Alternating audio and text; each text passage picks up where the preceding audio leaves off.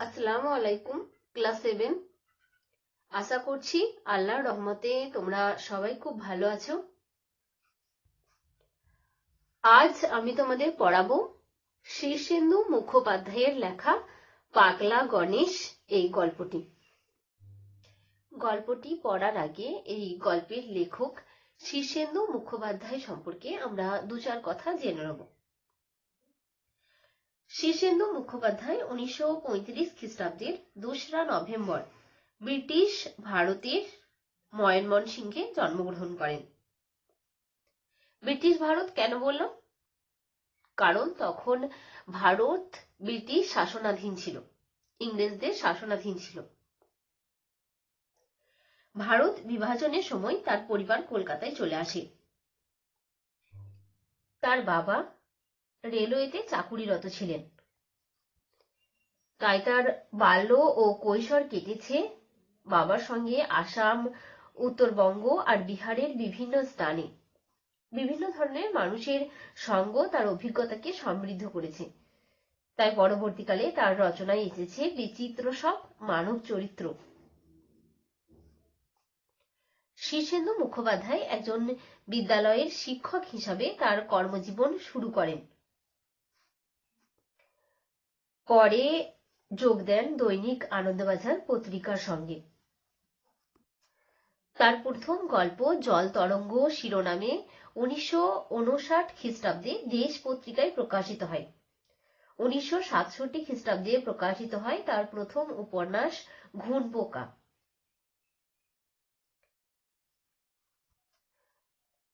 ছোটদের জন্য লেখা তার প্রথম উপন্যাস মনোজদের অদ্ভুত বাড়ি।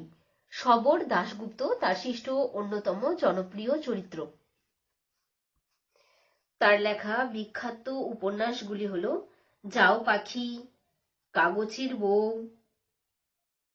দূরবীন, পারাবার, মানব জমিন, রঙিন সাঁকো, পার্থিব আলোয় ছায়ায় ইত্যাদি। তার রচিত মনোজদের অদ্ভুত বাড়ি, হেতমগড়ের গুপ্তধন, হীরের আংটি, পাগলা সাহেবের কবর শিশু ও কিশোরদের মন জয় করেছে। শীর্ষেন্দু মুখোপাধ্যায়ের বহু উপন্যাস চলচ্চিত্রায়িত হয়েছে। সাহিত্য ক্ষেত্রে অসাধারণ অবদানের জন্য তিনি পেয়েছেন বহু পুরস্কার। 1985 সালে শিশু সাহিত্যে অবদানের জন্য পান বিদ্যাসাগর পুরস্কার। এছাড়াও তিনি পেয়েছেন আনন্দ পুরস্কার। 1988 সালে মানব জমিন উপন্যাসের জন্য তিনি পান সাহিত্য একাডেমি পুরস্কার। তোমাদের পাঠ্য পাগলা গণেশ একটি কল্প বিজ্ঞান বিষয়ক গল্প। তোমরা একটা নতুন কথা শুনলে, কল্প বিজ্ঞান। কল্প বিজ্ঞান মানে কাল্পনিক বিজ্ঞান। এখনো পর্যন্ত যা বিজ্ঞানে আবিষ্কার হয়নি তা কল্পবিজ্ঞানের বিষয় হতে পারে। কল্পবিজ্ঞান বা বিজ্ঞান কল্পকাহিনী বা বৈজ্ঞানিক কল্পকাহিনী আধুনিক কল্প সাহিত্যের একটি বিশেষ শাখা বা শ্রেণী, যাতে ভবিষ্যৎ বৈজ্ঞানিক বা প্রযুক্তিগত আবিষ্কার ও উদ্ভাবন এবং মানব সভ্যতাকে কেন্দ্র করে পটভূমি রচনা করা হয়। ইংরেজিতে একে সায়েন্স ফিকশন বলা হয়। তোমরা একটু ভেবে দেখো, আজ থেকে কয়েক শত বছর আগে যেটা কল্পনা ছিল তা আজ বাস্তবে সম্ভব হয়েছে। সেরকম আজ যেটা আমাদের কল্পনা বলে মনে হচ্ছে সেটা কয়েক বছর বা কয়েক শত বছর পরে বাস্তবে সম্ভব হতেও পারে। তাই কল্পবিজ্ঞান গল্প হলেও এটা বিজ্ঞানের অংশ। এখানে বিভিন্ন বৈজ্ঞানিক প্রযুক্তি বা বৈজ্ঞানিক আবিষ্কার সম্পর্কে বলা হতে পারে যা এখনো তৈরি হয়নি বা যা এখনো আবিষ্কৃত হয়নি। সেই প্রযুক্তি সম্পর্কে উৎসাহিত হয়ে, সেই প্রযুক্তি সম্পর্কে উৎসুক হয়ে কেউ হয়তো বাস্তবে সেটা তৈরি করে ফেলতেও পারে। বিজ্ঞানকে কল্পবিজ্ঞান নতুন করে চিন্তা করার সুযোগ দেয়। তাই বিজ্ঞানের সঙ্গে কল্পবিজ্ঞানের সম্পর্কটা খুব মধুর। যেমন তোমাদের একটা উদাহরণ দিই, তাহলে তোমাদের বুঝতে সুবিধা হবে। যেমন বর্তমানে টাইম ট্রাভেল বা টাইম মেশিন এর ধারণা এখন কল্পনার মধ্যেই সীমাবদ্ধ। কিন্তু কে বলতে পারে যে আগামী কয়েক শতাব্দীর মধ্যে মানুষ হয়তো টাইম ট্রাভেলের ব্যবস্থা করবে। হয়তোবা টাইম মেশিনে আমরা এক সময় থেকে অন্য একটা সময়ে ট্রাভেল করতে পারবো। ওদের আর একটা উদাহরণ দিই। এই বিশাল মহাবিশ্বে কি শুধুমাত্র পৃথিবীতেই প্রাণের অস্তিত্ব আছে, না মহাবিশ্বে কোথাও আমাদের পৃথিবীর মতো প্রাণের অস্তিত্ব আছে? আর এই প্রশ্নটি তাড়া করে বেড়াচ্ছে বিশ্বের বিভিন্ন বিজ্ঞানীদের। আর এই ধারণা থেকে ভিন্ন গ্রহের প্রাণীদের নাম দেওয়া হয়েছে এলিয়েন।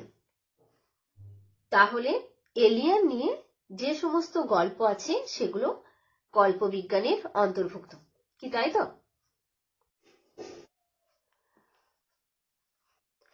বাংলা কয়েকজন কল্প বিজ্ঞানমূলক কাহিনীর রচয়িতা হলেন জগদানন্দ রায়। তিনি শুক্র ভ্রমণ নামে একটি জনপ্রিয় বই লিখেছিলেন।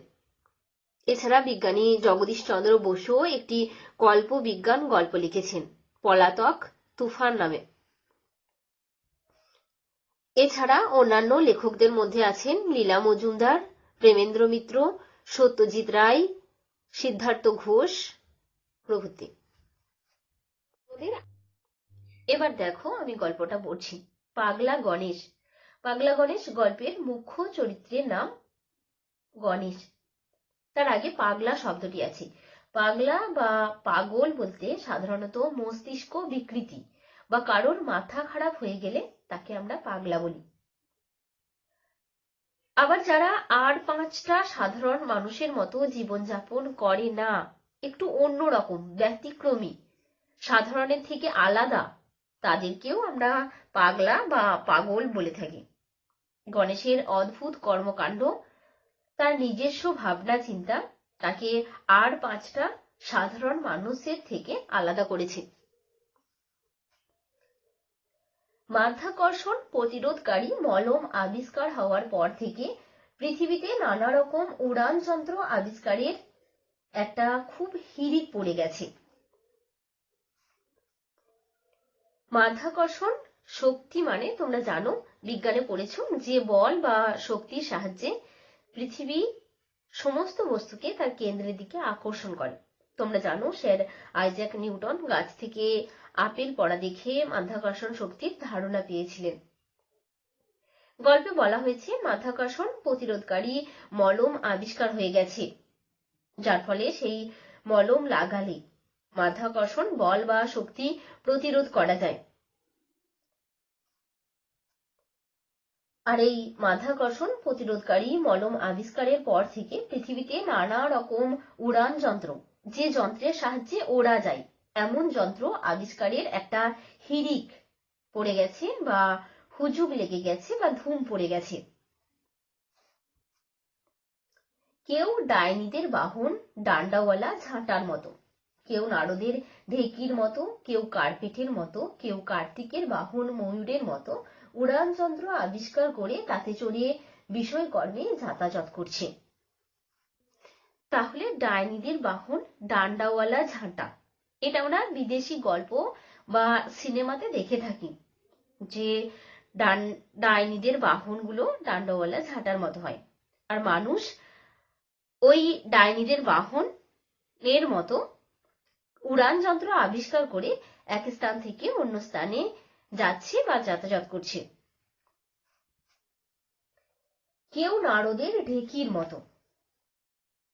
নারদকে ব্রহ্মার মানস পুত্র, তিনি দেবতাদের মধ্যে তথ্যের আদান প্রদান করেন। আবার অনেক ক্ষেত্রে তিনি দেবতাদের ঝগড়ার কারণও ছিলেন। এই নারদের বাহন হলো ঢেকি।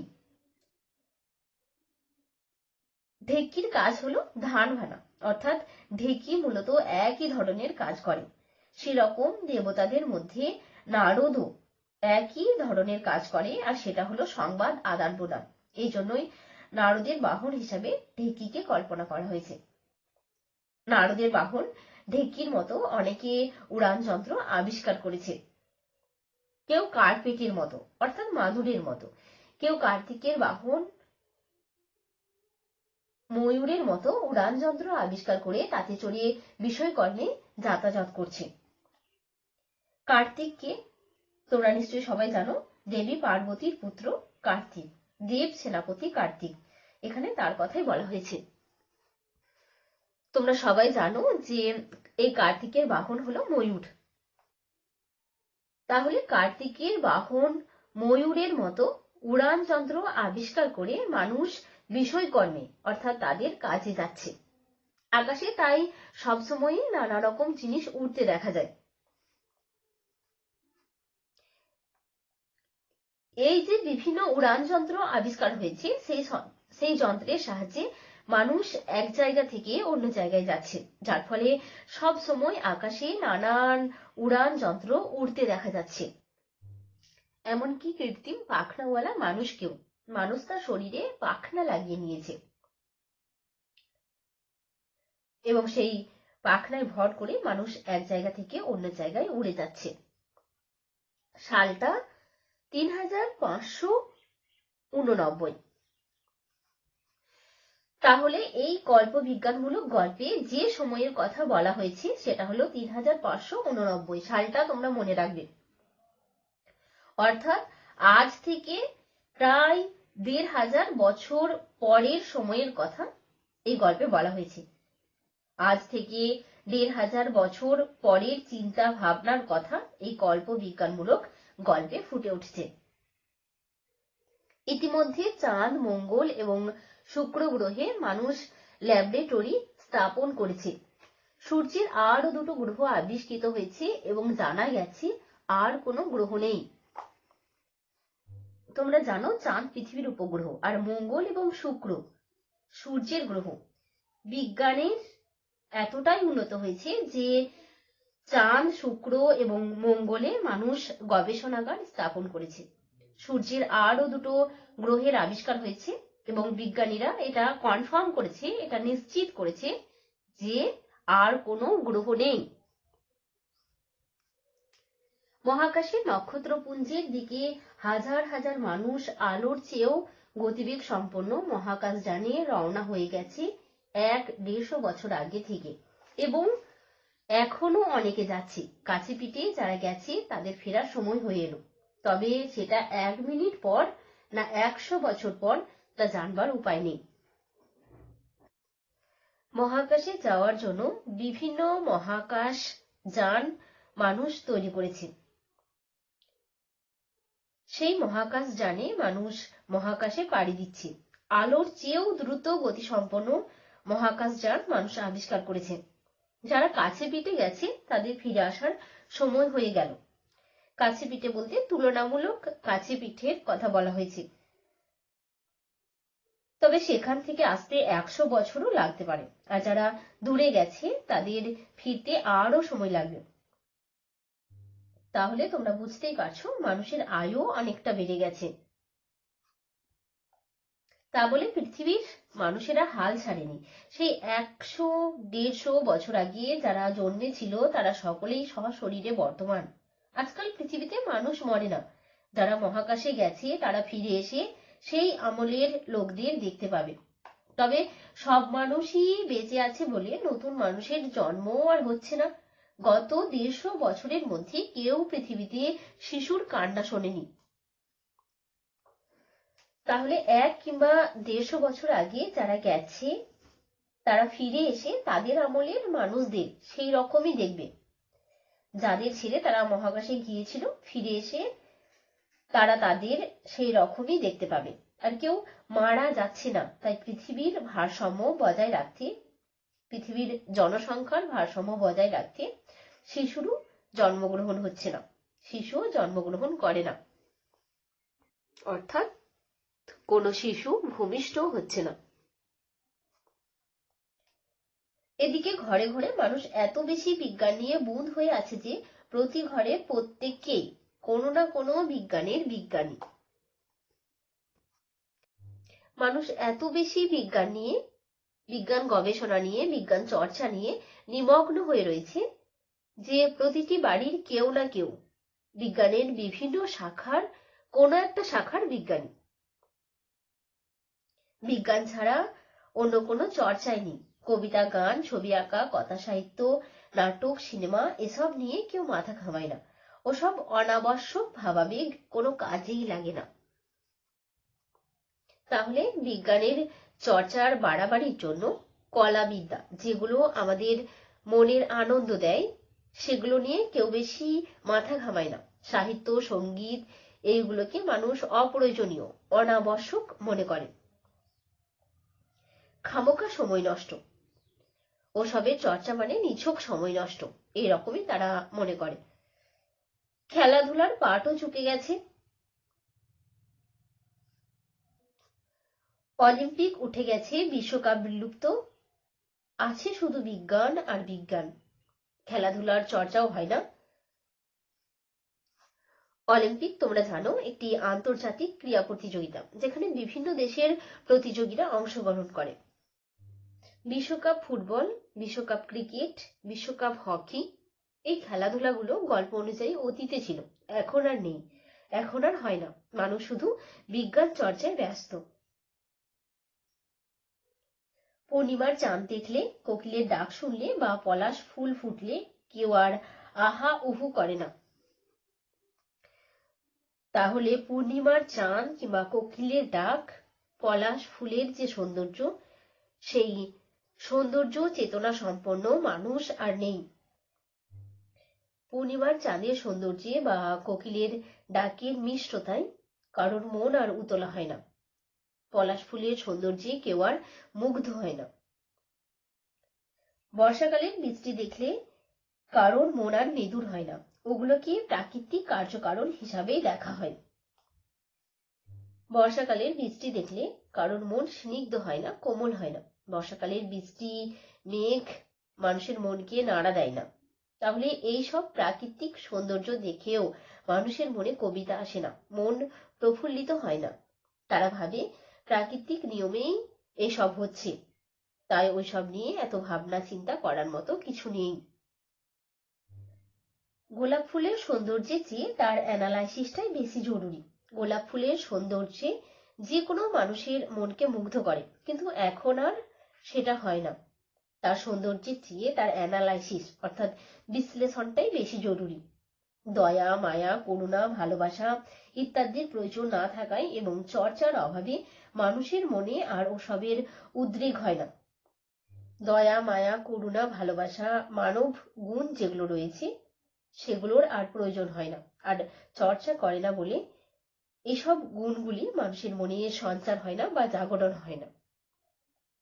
ব্যতিক্রম অবশ্য এক আধজন আছে, যেমন পাগলা গণেশ। পাগলা গণেশের বয়স 200 বছর। তাহলে সবাই যে একরকম তা কিন্তু নয়, ব্যতিক্রম বা আলাদাও এক আধজন আছে। তার মধ্যে অন্যতম হলো পাগলা গণেশ।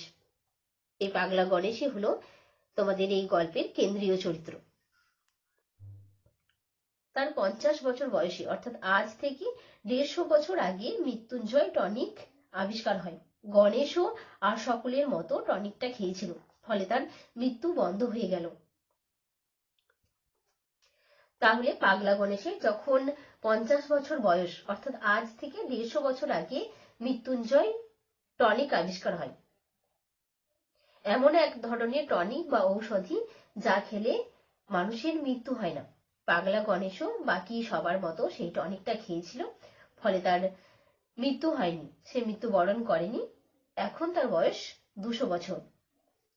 150 বছর আগে যখন সুকুমার শিল্প বিরোধী আন্দোলন শুরু হলো এবং শিল্প, সঙ্গীত, সাহিত্য ইত্যাদির পাঠ উঠে যেতে লাগলো, তখন গণেশের ব্যাপারটা পছন্দ হয়নি। তাছাড়া বিজ্ঞানের বাড়াবাড়িরও একটা সীমা থাকা দরকার বলে তার মনে হলো। তাহলে কবিতা, গান, নাটক এইগুলো হলো সুকুমার শিল্প। এর বিরুদ্ধে যে আন্দোলন শুরু হয়েছিল, যার ফলে শিল্প, সাহিত্য, সঙ্গীত চর্চা বন্ধ হতে থাকে, এই ব্যাপারটা গণেশের একদম পছন্দ হয়নি। গণেশ অনেক চেষ্টা করে যখন দেখলো কালের চাকার গতি উল্টো দিকে ফেরানো যাবে না, তখন সে সভ্য সমাজ থেকে দূরে থাকার জন্য হিমালয়ের একটা গিরি গুহায় আশ্রয় নিল। তাহলে গণেশের মনে হলো বিজ্ঞানের বাড়াবাড়ি একটা সীমা থাকা দরকার। এত কেন বিজ্ঞানের বাড়াবাড়ি হবে, আর সাহিত্য সঙ্গীত কেন অবহেলিত হবে? গণেশ প্রথমে এটা বন্ধ করার অনেক চেষ্টা করলো, কিন্তু সে যখন বুঝতে পারলো যেভাবে সমাজ এগিয়ে চলছে, যেভাবে মানুষ বিজ্ঞানের উপর নির্ভরশীল হয়ে উঠছে, সেটাকে আর বন্ধ করা যাবে না, মানুষকে আর উল্টো দিকে ফেরানো যাবে না, তখন উপায় না পেয়ে গণেশ এই সমাজ থেকে দূরে হিমালয়ের ভিড় গুহায় আশ্রয় নিল, নিজেকে এই সমাজ থেকে দূরে নিয়ে গেল। তা বলে হিমালয় যে খুব নির্জন জায়গা তা নয়, বিজ্ঞানের এতটাই উন্নতি হয়েছে যে মানুষ সব জায়গায় অবাধে যেতে পারছে, তাই হিমালয় যে জনহীন তা কিন্তু নয়। এভারেস্টের চূড়া চেঁচে অবজারভেটরি হয়েছে। তাহলে এভারেস্টের চূড়া চেঁচে অবজারভেটরি হয়েছে, অর্থাৎ মান মন্দির হয়েছে, যেখান থেকে সবকিছু নিরীক্ষণ করা যায়, পর্যবেক্ষণ করা যায়। রূপকুণ্ডে বায়োকেমিস্ট্রির ল্যাবরেটরি, কেটু, কাঞ্চনজঙ্ঘা, যমুনেত্রী, গঙ্গোত্রী, মানস সরোবর, সর্বত্রই নানা ধরনের গবেষণাগার। তাহলে রূপকুণ্ড হলো উত্তরাখণ্ডের বরফে ঢাকা একটা হ্রদ, যেটা ভূপৃষ্ঠ থেকে 16,499 ফিট উচ্চতায় অবস্থিত। সেখানে বায়োকেমিস্ট্রি অর্থাৎ জৈব রসায়ন বিজ্ঞানের একটি শাখা, সেই বায়োকেমিস্ট্রি বা জৈব রাসায়নের ল্যাবরেটরি করা হয়েছে। কেটু বা গডউইন অস্টিন মাউন্ট এভারেস্টের পর বিশ্বের দ্বিতীয় সর্বোচ্চ পর্বতশৃঙ্গ। তোমরা সবাই জানো কারাকোরাম পর্বতের উচ্চতম শৃঙ্গ। কাঞ্চনজঙ্ঘা হলো হিমালয় পর্বতমালার পর্বতশৃঙ্গ। মাউন্ট এভারেস্ট ও কেটুর পরে এটাই পৃথিবীর তৃতীয় উচ্চতম পর্বতশৃঙ্গ। যমুনেত্রী হিমবাহ, যমুনা নদীর উৎস।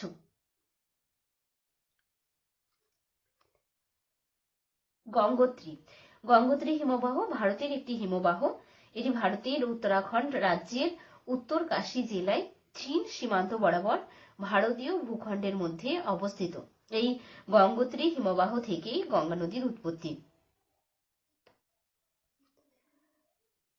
মানস সরোবর এটি তিব্বতে অবস্থিত একটি মিষ্টি জলের হ্রদ। তাহলে এই সব জায়গায় গবেষণাগার স্থাপিত হয়েছে। সমুদ্রের তলাতেও চলছে নানা রকম পরীক্ষা নিরীক্ষা, অর্থাৎ ভূগর্ভে, ভূপৃষ্ঠে এবং অন্তরিক্ষে কোথাও নিপাট নির্জনতা নেই। তাহলে ভূগর্ভে অর্থাৎ ভূ অভ্যন্তরে, ভূপৃষ্ঠে, অন্তরিক্ষ অর্থাৎ আকাশ, তাহলে কোনো জায়গায় নির্জন নয়, সব জায়গায় মানুষের অবাধ যাতায়াত। পৃথিবীর জনসংখ্যা যে খুব বেশি তা নয়, কিন্তু তারা সমস্ত পৃথিবীতে এমন ভাবে ছড়িয়ে ছিটিয়ে আছে যে নির্জনতা খুঁজে পাওয়া খুব কঠিন কাজ। তাহলে মানুষ যেমন মরেনি, সেরকম শিশুও জন্মগ্রহণ করেনি।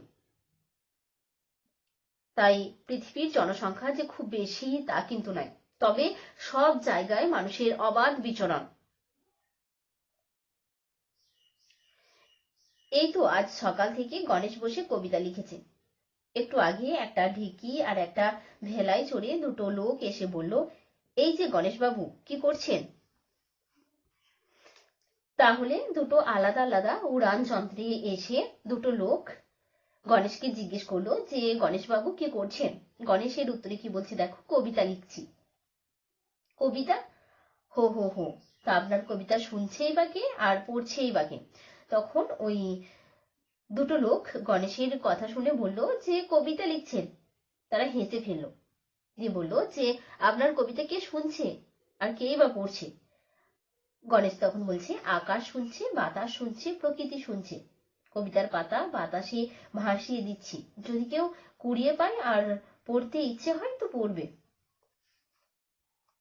তাহলে ওই যে দুটো লোক দুটো উড়ান যন্ত্রে এসে গণেশকে জিজ্ঞেস করলো যে গণেশ বাবু কি করছেন? এর উত্তরে গণেশ বলল যে কবিতা লিখছি।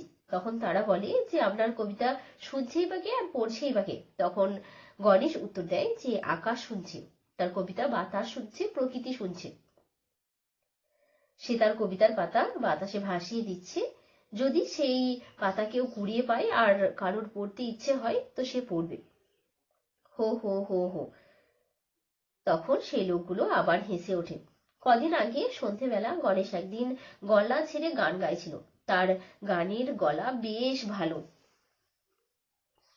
তাহলে কয়েকদিন আগে গণেশ একদিন গান গাইছিল।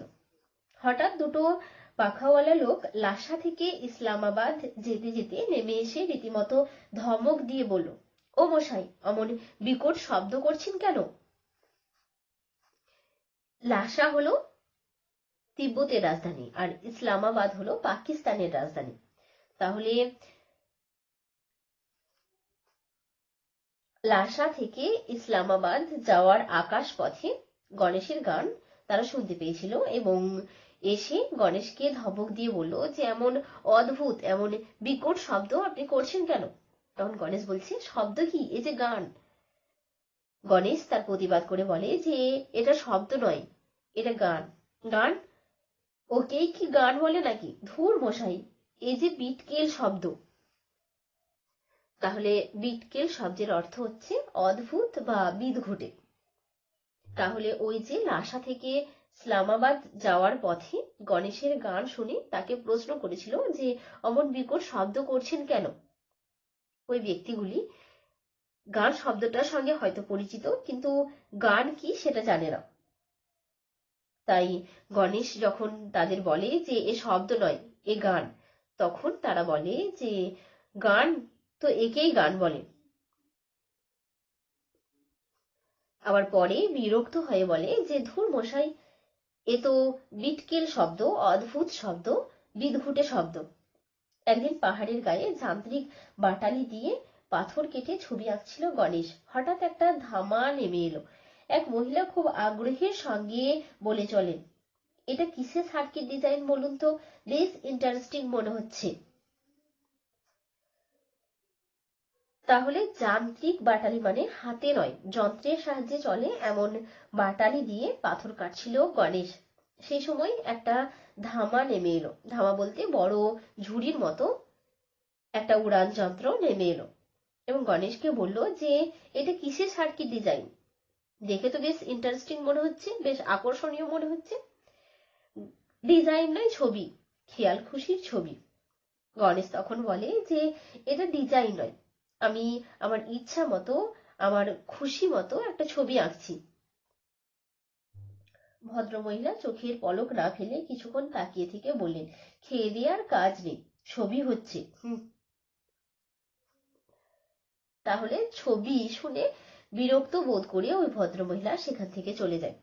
গণেশ জানে একা সে পৃথিবীর গতি কিছুতেই উল্টে দিতে পারবে না, কিন্তু একা বসে বসে যে নিজের মনের মতো কিছু করবে তারও উপায় নেই। এই মৃত্যুহীন জীবন, এই অন্তহীন আয়ু কি এভাবেই যন্ত্রণার মধ্যে কাটাতে হবে? সুইসাইড করেও কোনো লাভ নেই। আজকাল মরা মানুষকে বাঁচিয়ে তোলা শক্ত কাজ তো নয়, বরং পৃথিবীর জনসংখ্যার ভারসাম্য রাখতে তা করা আবশ্যিক। তাহলে এই যে মানুষ আর মরে না, তাহলে দীর্ঘস্থায়ী জীবন, এই অফুরন্ত জীবন নিয়ে গণেশ কি করবে? আত্মহত্যা করেও লাভ নেই। এমনকি মরা মানুষকে বাঁচিয়ে তোলা এখন আর খুব কঠিন কাজ নয়, খুব সহজ ব্যাপার। কেননা যেহেতু পৃথিবীতে শিশুর জন্ম হচ্ছে না, তাই পৃথিবীর জনসংখ্যার ভারসাম্য বজায় রাখতে এটা করা আবশ্যক। পৃথিবীর জনসংখ্যা যাতে কমে না যায় সেজন্য মরা মানুষকে বাঁচিয়ে তোলাটা আবশ্যক, প্রয়োজনীয় হয়ে পড়েছে। আজ এই পর্যন্তই থাক, বাকিটা পরের ক্লাসে আলোচনা করব। আসসালামু আলাইকুম।